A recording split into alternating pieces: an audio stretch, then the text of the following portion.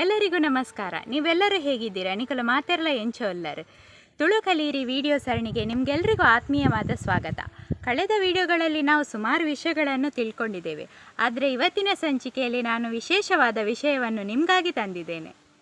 ಸಾಮಾನ್ಯವಾಗಿ ನಾವೆಲ್ಲರೂ January, February ಅಂತ ತಿಂಗಳುಗಳನ್ನು ಬಳಸ್ತೇವೆ. ಅದೇ ರೀತಿ ಕನ್ನಡದಲ್ಲಿ ಚೈತ್ರ, ವೈಶಾಖ, ಜ್ಯೇಷ್ಠ ಅಂತ ಹೇಳ್ತೇವೆ ತಿಂಗಳುಗಳಿಗೆ. ಅದೇ ನಮ್ಮ ತುಳುವ ಪರಂಪರೆಯಲ್ಲಿ ತುಳು ತಿಂಗಳುಗಳು ಯಾವುದು ಅಂತ ನಿಮ್ಗೆ ಗೊತ್ತಾ?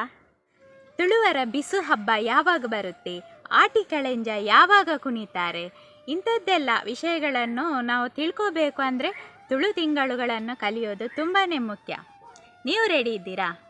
ಹಾಗಾದರೆ ಬನ್ನಿ ಆ ತುಳುವರ 12 ತಿಂಗಳುಗಳು ಯಾವುದು ಅಂತ ನೋಡೋಣ. ತುಳುವರ ಮೊದಲನೇ ತಿಂಗಳು ಪಗ್ಗು. ಪಗ್ಗು ಏಪ್ರಿಲ್ ಮತ್ತು ಮೇಯಲ್ಲಿ ಬರುತ್ತದೆ. ಹಾಗೆ ಬೇಷ ಮೇ ಜೂನಲ್ಲಿ, ಮುಂದೆ ಕಾರ್ತೇಲ್ ಜೂನ್ ಜುಲೈಯಲ್ಲಿ, ಆಮೇಲೆ ಆಟಿ ಜುಲೈ ಆಗಸ್ಟಲ್ಲಿ, ಸೋನ ಆಗಸ್ಟ್ ಸೆಪ್ಟೆಂಬರಲ್ಲಿ, ಕನ್ಯಾ ಸೆಪ್ಟೆಂಬರ್ ಅಕ್ಟೋಬರಲ್ಲಿ, ಬೋಂತೇಲ್ ಅಕ್ಟೋಬರ್ ನವಂಬರಲ್ಲಿ, ಜಾರ್ದೆ ನವಂಬರ್ ಡಿಸೆಂಬರಲ್ಲಿ, ಪೆರಾರ್ದೆ ಡಿಸೆಂಬರ್ ಜಾನ್ವರಿಯಲ್ಲಿ, ಹಾಗೆ ಪುಯಿಂತೇಲ್ ಜಾನ್ವರಿ ಫೆಬ್ರವರಿಯಲ್ಲಿ, ಮಾಯಿ ಫೆಬ್ರವರಿ ಮಾರ್ಚಲ್ಲಿ ಬರ್ತದೆ. ಹಾಗೆ ಕೊನೆಯದಾಗಿ ಸುಗ್ಗಿ ಮಾರ್ಚ್ ಏಪ್ರಿಲಲ್ಲಿ ಬರ್ತದೆ.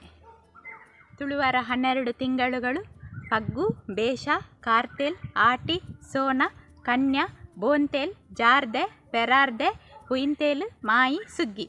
ಇದು ತುಳುವರ 12 ತಿಂಗಳುಗಳು. ನಂಗೊತ್ತು ಇದರಲ್ಲಿ ನಿಮಗೆ ತುಂಬ ಕನ್ಫ್ಯೂಷನ್ ಉಂಟು ಅಂತ. ನಿಮಗೆ ಮಾತ್ರ ಅಲ್ಲ, ಈಗಿನ ತಲೆಮಾರಿನ ಅದೆಷ್ಟೋ ತುಳುವರಿಗೆ ಈ ವಿಷಯದಲ್ಲಿ ತುಂಬ ಗೊಂದಲ ಉಂಟು, ಅಥವಾ ಈ ವಿಷಯ ಗೊತ್ತೇ ಇರಲಿಕ್ಕಿಲ್ಲ. ಅದಕ್ಕೆ ನಾನೀಗ ಉತ್ತರ ಕೊಡ್ತೇನೆ ನಿಮಗೆ. ಕೆಲವರು ಕೇಳ್ತಾರೆ ಹೊಸ ವರ್ಷ ಜಾನ್ವರಿ 1 ಅಲ್ವಾ ಅಂತ.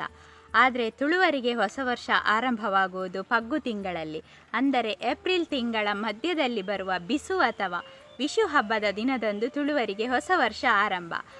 ಹಾಗಾಗಿ ತುಳುವ ಕ್ಯಾಲೆಂಡರ್ ಪ್ರಕಾರ ಪಗ್ಗುನೇ ತುಳುವರಿಗೆ ಮೊದಲ ತಿಂಗಳು. ಮತ್ತೊಂದು ವಿಷಯ ಏನಪ್ಪ ಅಂತಂದರೆ, ಯುಗಾದಿಯನ್ನು ಕೂಡ ನಾವು ಹೊಸತು ಅಂತ ಹೇಳಿ ಆಚರಿಸ್ತೇವೆ ಅಲ್ವಾ ಅಂತ. ಮೊದಲಿಗೆ ಬರುವುದು ಚಾಂದ್ರಮಾನ ಯುಗಾದಿ, ಆಮೇಲೆ ಸ್ವಲ್ಪ ದಿನದ ನಂತರ ಬರೋದು ಸೌರಮಾನ ಯುಗಾದಿ ಅಥವಾ ಬಿಸು ಹಬ್ಬ. ಚಾಂದ್ರಮಾನ ಯುಗಾದಿಯನ್ನು ಕರ್ನಾಟಕದ ಎಲ್ಲೆಡೆ ಒಂದು ವಿಶೇಷವಾಗಿ ಆಚರಿಸಲಾಗ್ತದೆ. ಆದರೆ ನಾವು ತುಳುನಾಡಿನಲ್ಲಿ ಅನುಸರಿಸೋದು ಸೌರಮಾನ ಕ್ಯಾಲೆಂಡರ್. ಹಾಗಾಗಿ ತುಳುವ ಕ್ಯಾಲೆಂಡರ್ನ ಪ್ರಕಾರ ಪಗ್ಗು ತಿಂಗಳಲ್ಲಿ ಬರುವ ಬಿಸು ಹಬ್ಬನೇ ನಮ್ಮ ತುಳುವರ ಹೊಸ ವರ್ಷದ ಆರಂಭ. ಅಂದಹಾಗೆ ನೀವು ಯಾವುದನ್ನು ಆಚರಿಸ್ತೀರಾ? ಚಾಂದ್ರಮಾನ ಯುಗಾದಿಯೋ ಅಥವಾ ಸೌರಮಾನ ಯುಗಾದಿಯೋ? ತಪ್ಪದೆ ಕಮೆಂಟ್ ಮಾಡಿ. ಹಾಗೆ ನಮ್ಮ ಚಾನಲನ್ನು ಸಬ್ಸ್ಕ್ರೈಬ್ ಮಾಡೋಕ್ಕೆ ಮರಿಬೇಡಿ. ಸೊಲ್ಮೇಲು ಗೆಳೆಯರೇ.